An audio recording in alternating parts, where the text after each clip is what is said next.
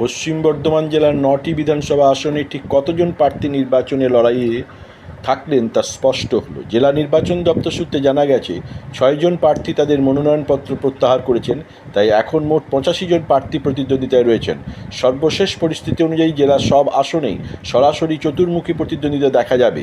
দুর্গাপুর পশ্চিম বিধানসভা আসনে সর্বাধিক সংখ্যায় প্রার্থী রয়েছেন, সেখানে ১৪ জন প্রার্থী লড়াই করছেন। এরপরই রয়েছে আসানসোল উত্তর আসন, এই আসনে ১৩ জন প্রার্থী প্রতিদ্বন্দ্বিতা করছেন, যা উভয় আসনের লড়াইকে অত্যন্ত আকর্ষণীয় করে তুলছে। যেসব প্রার্থী তাদের মনোনয়ন প্রত্যাহার করেছেন তাদের মধ্যে রয়েছেন আসানসোল উত্তর থেকে মোহাম্মদ রিজওয়ান, আসানসোল দক্ষিণ থেকে সঞ্জিত কুমার যাদব, দুর্গাপুর পূর্ব থেকে নিয়াজ আহমেদ খান, রানীগঞ্জ থেকে গোপাল আচার্য, বারাবণী থেকে মুকুল উপাধ্যায় এবং কুলটি থেকে আম জনতা ইউনিয়ন পার্টির তাহির খান। জেলার সব আসনে শাসক দল তৃণমূল কংগ্রেসের সঙ্গে বিজেপি, বাম ও কংগ্রেসের প্রার্থীদের লড়াই হবে। এদিন মনোনয়নপত্র প্রত্যাহারের প্রক্রিয়া সম্পন্ন হওয়ায় সমস্ত রাজনৈতিক দল ও প্রার্থীরা এখন পুরোদমে প্রচারে ব্যস্ত। ইতিমধ্যেই পশ্চিম বর্ধমান জেলার আসানসোলে দেশের প্রধানমন্ত্রী নরেন্দ্র মোদী সভা করে গিয়েছেন।